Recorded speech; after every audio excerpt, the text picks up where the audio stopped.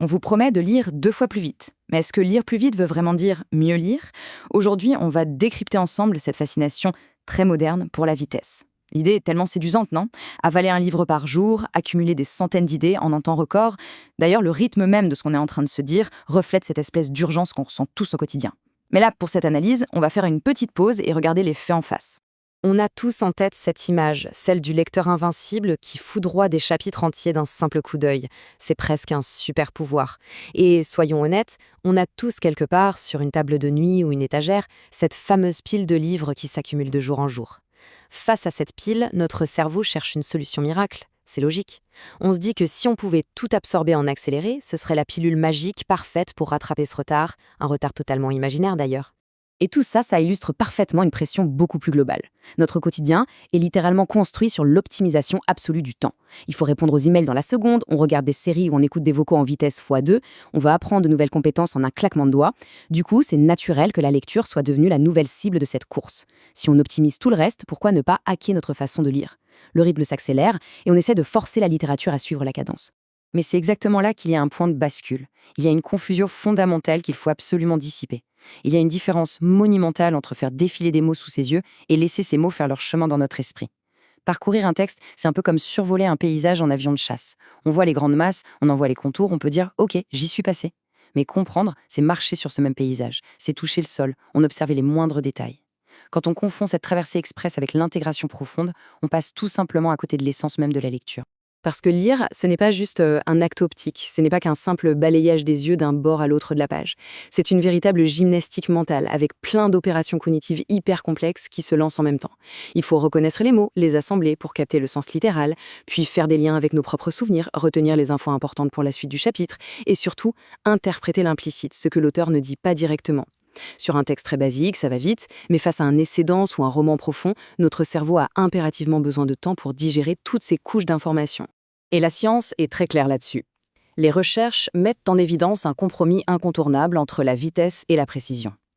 Cette vaste revue scientifique publiée en 2016 l'explique sans détour, il n'y a pas de magie. Oui, on peut forcer nos yeux à scanner une page 2 à 3 fois plus vite. Mais le cerveau, lui, ne suit pas avec la même finesse. On perd la nuance, on rate les détails complexes, on court-circuite la vraie compréhension. C'est un fait établi. Booster drastiquement sa vitesse de lecture se paie presque toujours au prix de la compréhension fine. En fait, le vrai défi aujourd'hui, ce n'est même pas notre capacité physique à lire vite. C'est qu'on a importé nos comportements numériques directement dans notre relation au livre physique. C'est ce qu'on appelle la logique du scroll. Ce réflexe d'enchaîner, de consommer, de zapper à toute vitesse, on l'applique au papier, en se disant que la meilleure lecture serait celle qui se termine le plus vite. Attention, l'idée n'est pas du tout de diaboliser nos habitudes sur écran, loin de là. Mais c'est fascinant d'observer comment ce rythme frénétique déborde sur des moments qui demandent une toute autre temporalité. Et c'est justement là qu'il devient pertinent de ralentir. Un livre, ce n'est pas juste un contenu à traverser le plus vite possible pour cocher une case sur une to-do list. C'est un espace, physique et mental, qui est délibérément conçu pour nous extraire de l'urgence. C'est vraiment un lieu où le ralentissement a toute sa place. Un endroit où l'on peut revenir en arrière pour relire une phrase magnifique, noter une idée dans la marge, et surtout, où l'on peut laisser le silence s'installer pour qu'une pensée puisse véritablement résonner. Il faut donc changer de perspective. Lire lentement, ce n'est absolument pas un défaut.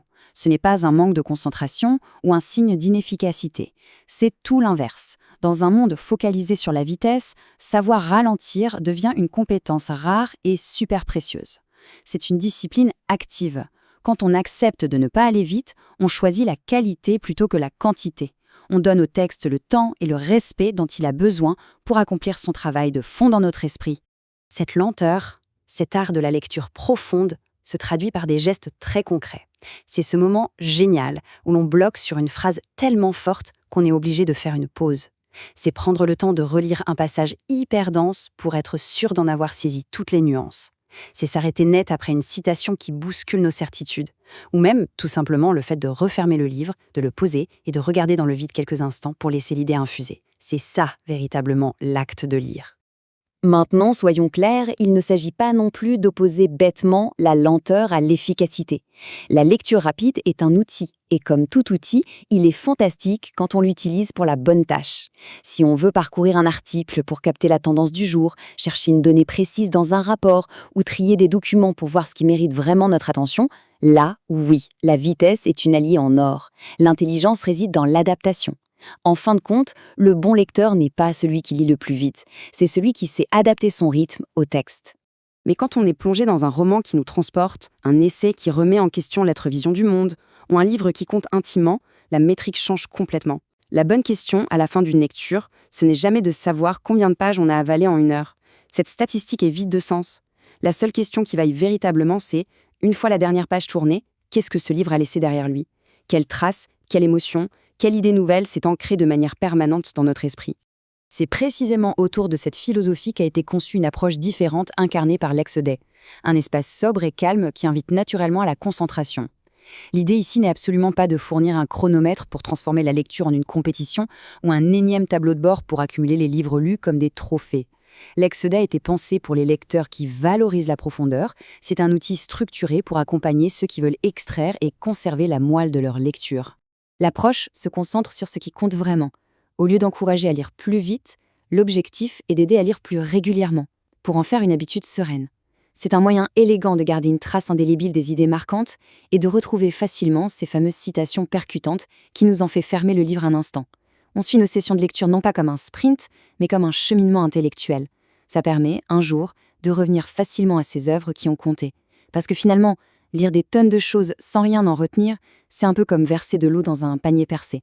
Le véritable enjeu n'est donc pas la vitesse de nos yeux, mais bien la capacité de notre esprit à conserver la substance d'une œuvre. Lire plus vite fait traverser plus de pages, c'est indéniable. Mais pour s'imprégner et être transformé par un texte, mieux lire commence par ralentir. Et ça vaut le coup de s'interroger sur l'urgence qu'on impose à nos moments de réflexion. Au fond, si la lecture devient une simple course contre la montre pour cocher les cases sur une liste infinie, que reste-t-il vraiment de l'expérience une fois la ligne d'arrivée franchie ?